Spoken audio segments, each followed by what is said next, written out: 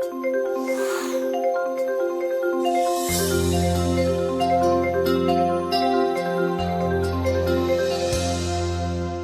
me lembro que, no final da década de 1980, me procuraram dizendo que existia uma espécie de praga, muitos de vocês não tinham nascido, provavelmente, e tinha uma nova espécie de praga que constava no manual de entomologia, mas que não causava grandes problemas e que passou a ocorrer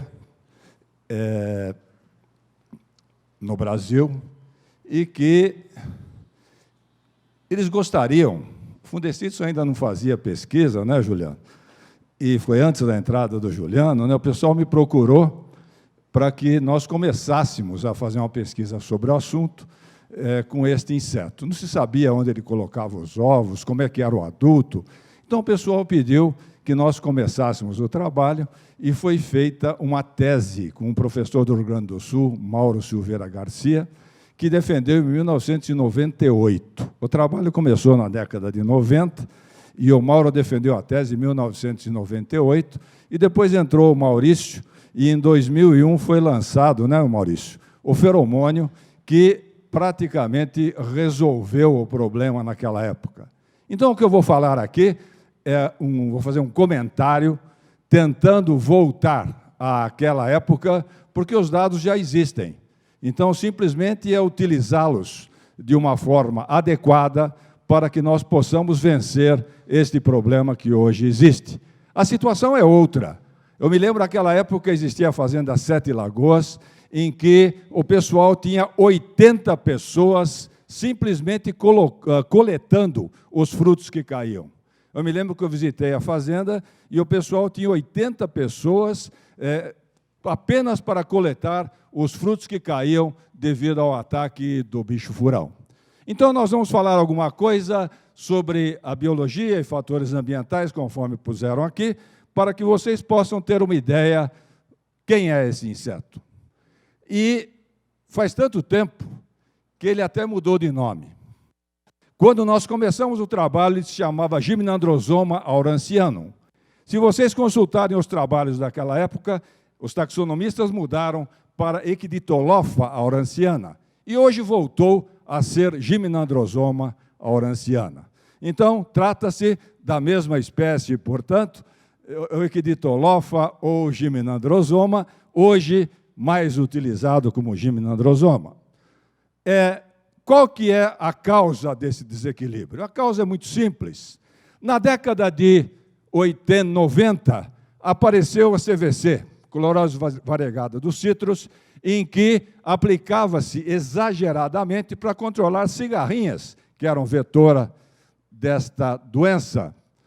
Posteriormente, a partir de 2004, o pessoal está aplicando sistematicamente, 40 vezes ao ano, inseticidas para controlar o psilídeo vetor do HLB. Após reequilibrar o sistema com as técnicas que foram desenvolvidas, com o feromônio que eu falei, o agricultor deixou de usar, ou pelo menos parte, o feromônio para monitorar a população, para indicação do controle da praga, e, dada esta aplicação exacerbada, aumentaram os problemas devido à destruição dos inimigos naturais do bicho-furão. Então, esta é a situação, muito análoga àquela do início dos nossos estudos, agora ocorrendo também na grande prática. Então, para vocês terem uma ideia, este é mais ou menos o ciclo do bicho-furão. Ele é variável dependendo da condição. Se nós estivermos numa região mais quente, nós teremos uma duração mais curta, e numa região mais fria, uma duração maior. Então, 32 graus duraria 27 dias, a 18 graus, 61 dias, a 25, pouco mais de um mês. E, então, no final da década de 80, eu falei, surgiram os desequilíbrios biológicos e houve a explosão populacional. Bom, só apenas mostrando aqui, aqueles que não conhecem, é muito fácil separar se se trata da mosca das frutas, que o doutor Adalto falou agora com bastante clareza, do bicho-furão. a mosca das frutas, fica uma região mole, se você apertar, sai um líquido, e no caso do bicho-furão, fica o excremento seco, caracterizando, então, o seu ataque. Então, é fácil distinguir, lembrando-se sempre que ele provoca a queda dos frutos. Nesta época, chegava a destruir até 2 caixas por planta e dava prejuízos, naquela época, da ordem de 50 milhões de dólares por ano. Desta forma, houve este projeto, financiado pelo Fundecitos, com uma quantia não muito alta, como vocês podem ver, 50 mil dólares, e que contava com o apoio de vários organismos nacionais e internacionais, a Exalc, na Universidade Federal de Viçosa, a UC Davis, dos Estados Unidos, Califórnia, Fundecitrus e Copercitrus.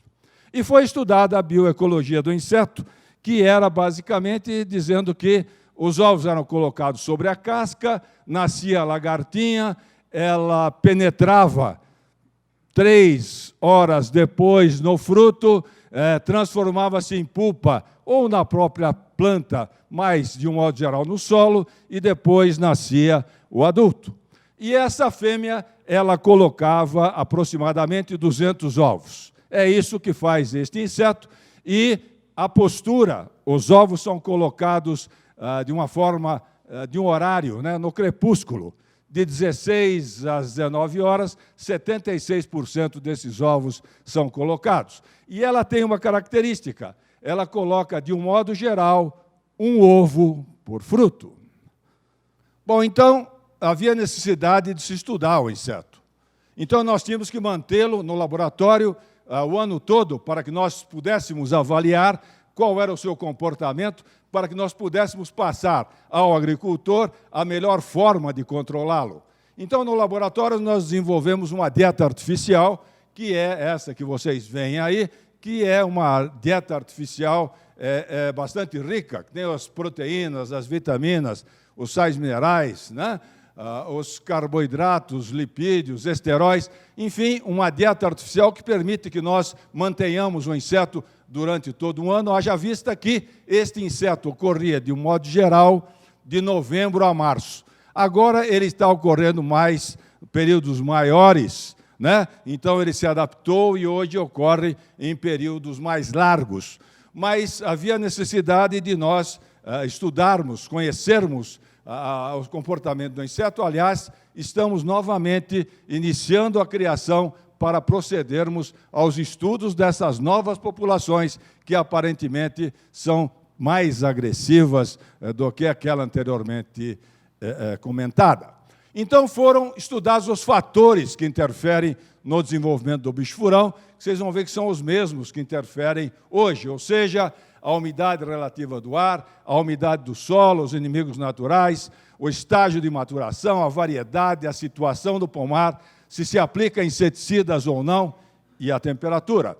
Então, são esses os fatores primordiais que afetam o desenvolvimento do bicho-furão.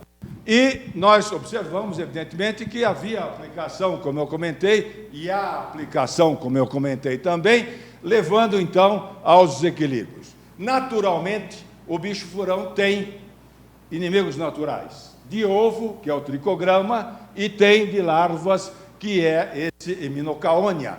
E eles ocorrem naturalmente. Com essa aplicação desnecessária, muitas vezes, e excessiva, leva a problemas e a destruição desses inimigos naturais, fazendo com que a população aumente. De um modo geral, os pomares próximos de matas são as regiões inicialmente atacadas. Então, próximo de pomares, e ela, quando tem uma população baixa, vocês veem que esse trabalho é de 2001, quando você tem uma baixa população, ele só ataca frutos próximos da maturação.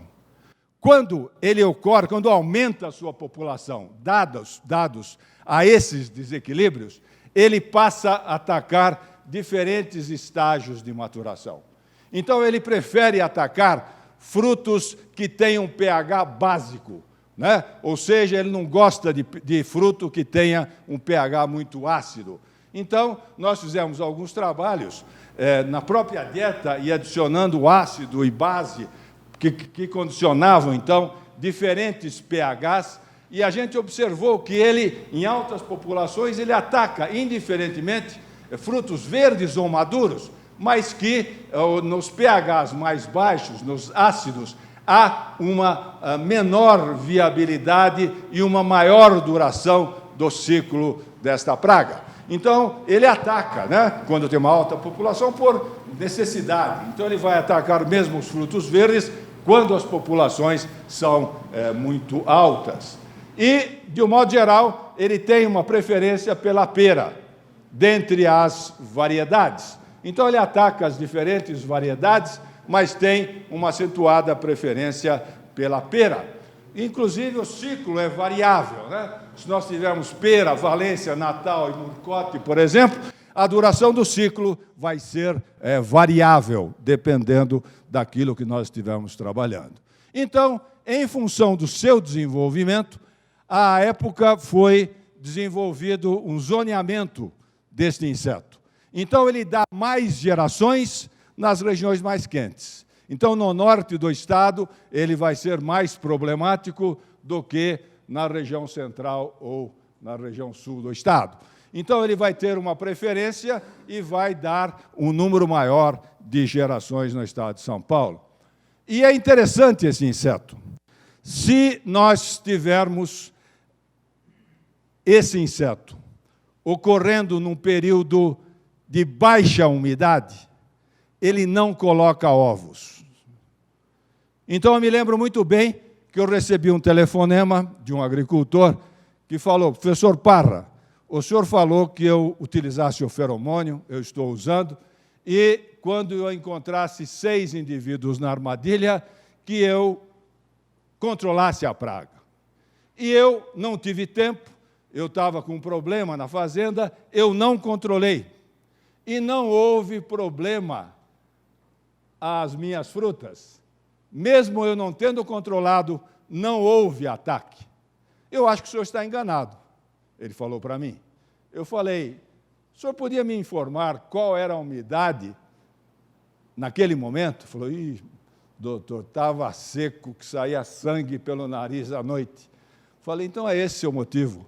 Olhem aqui, quando nós temos uma umidade muito baixa, não há colocação de ovos e a longevidade do inseto diminui bastante. Portanto, a umidade é um fator decisivo na colocação de ovos desta praga.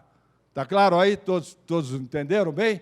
Então, é fundamental que haja umidade para que nós tenhamos colocação de ovos. E esse inseto pupa no solo. E, de um modo geral, a umidade do solo não pode ser muito alta, pois, caso contrário, nasce muito pouco.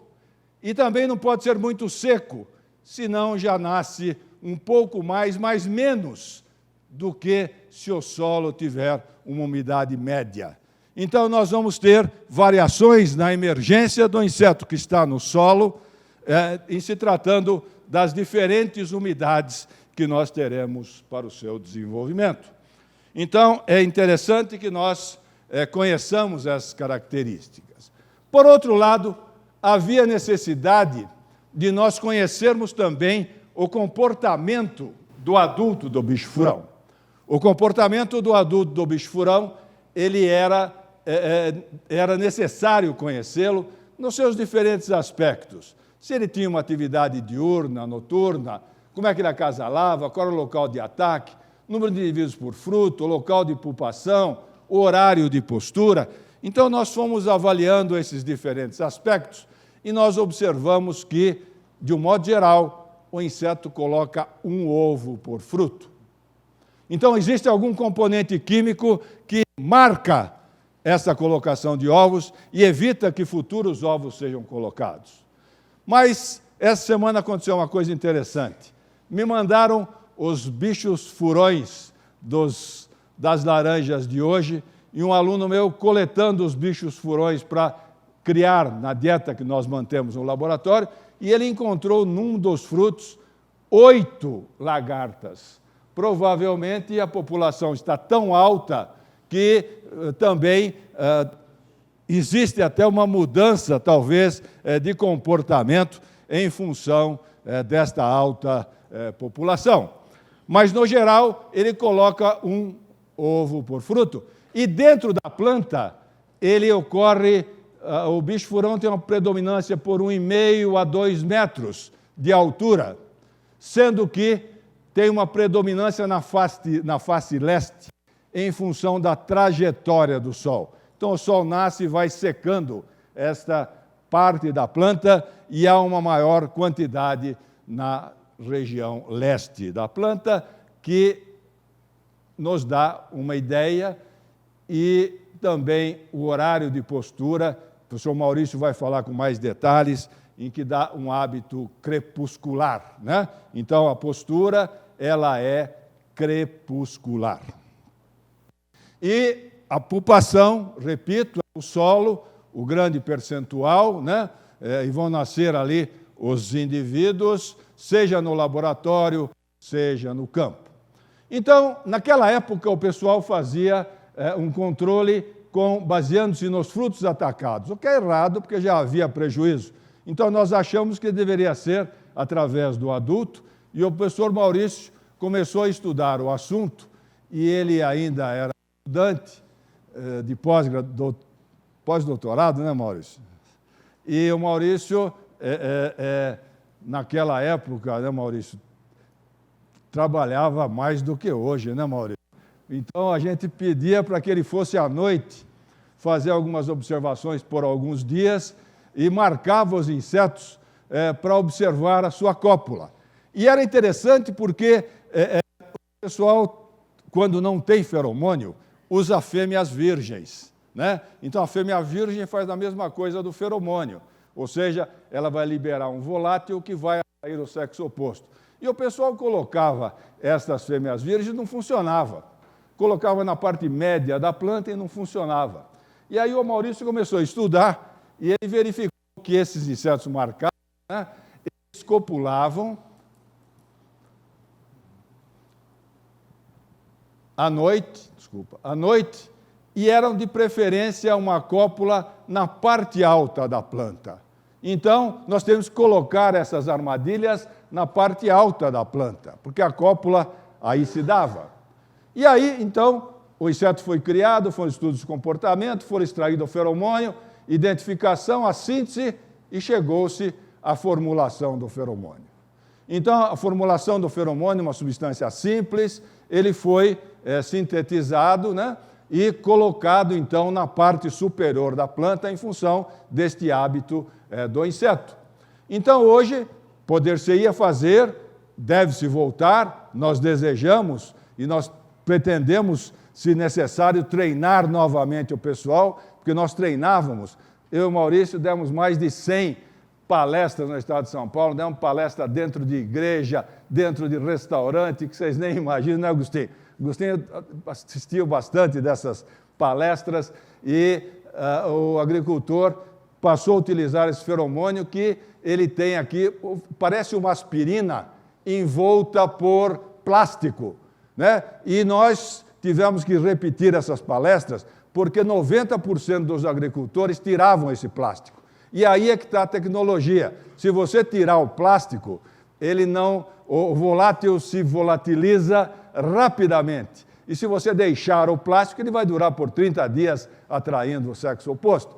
Então, você ia fazer o monitoramento colocando esse ferocito furão com essa pastilha, identificando o bicho furão, conforme nós falamos, e coletando-os através desta cola. Então, era colocado no terço superior da planta, trocava a armadilha e a pastilha a cada 30 dias, identificava o bicho furão e iniciava o controle com 6 a 8 machos por semana.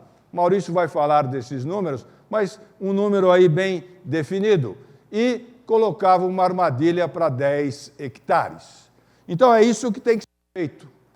É isso que tem que ser repetido para reduzir os frutos atacados, com aumento no ganho de produção, a aplicação de inseticidas somente na área atacada e quando houver necessidade, economia na aplicação em produtos, preservação de inimigos naturais, utilização de produtos biológicos e eliminação de catação de frutas, se usar este produto. O professor Maurício vai comentar também sobre isso. À medida que a população aumenta muito, torna-se difícil diminuir a população. Então, talvez no início, mesmo usando isso, pode ser que haja problemas, mas é fundamental que se use esta metodologia para que seja reduzida a população do bicho-furão. Então, nós temos que pensar nisso. No passado, pensou-se até fazer um sistema de aviso, né? Hoje, com a internet, etc., é muito mais fácil, mas existe possibilidade de se comprar e utilizar este produto. Nós fizemos um trabalho recentemente, em 2006, né, Maurício? Em que nós vimos que as perdas evitadas em 10 anos com a utilização do feromônio, onde houve um investimento de $1 e um retorno de $112, de 1,32 bilhões de dólares. Então, 1,32 bilhão de dólares deixou de ser gasto com a utilização do feromônio, com 50% menos inseticidas e preservação dos inimigos naturais. Esse trabalho está publicado nesta revista e deu um impacto muito grande, mostrando, então, que se deixou de gastar 1,32 bilhão de dólares com a utilização deste feromônio. Então, o que deve ser feito? Deve ser feito um treinamento dos agricultores para a utilização do ferrocitos-furão, a aplicação do produto quando atingir o nível de controle e aplicar produtos seletivos. É essa a solução para o problema. Utilização do ferrocitros e aplicar produtos seletivos quando for atingido o nível de controle. Evidentemente que há necessidade, mais uma vez, do treinamento que nós falamos. Havia reconhecimento, um treinamento lá no nosso laboratório, do que é ovo, do que é adulto do bicho-furão, o que é dano, etc. E, posteriormente, fazer isso. O que será no futuro? Nós pretendemos utilizar o feromônio de confundimento, o professor Maurício vai falar sobre isso, e a utilização de um parasitoide de ovos produzido em laboratório, que é Trichogramma topovirilha.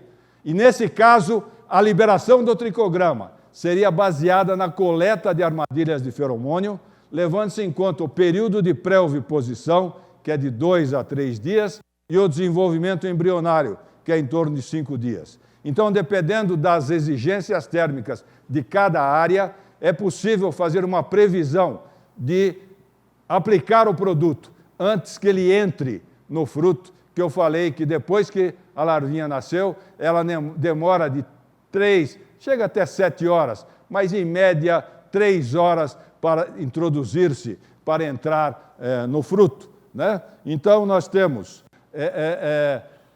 o Trichogramma topovirilha, já tem alguns estudos feitos pelo Mauro, inclusive. Ele tem uma dispersão vertical, ele vai até 4 metros, horizontal de 11 metros e uma área de dispersão de 140 metros.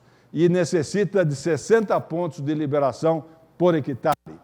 Há necessidade de um grande número de parasitoides. Vocês podem ver aí, eu pus 2 épocas, dependendo do ano, cada ovo do furão você tem que liberar um grande número de parasitoides e ele vai atuar melhor na faixa de 20 a 30 graus e especialmente em ovos novos do bicho-furão.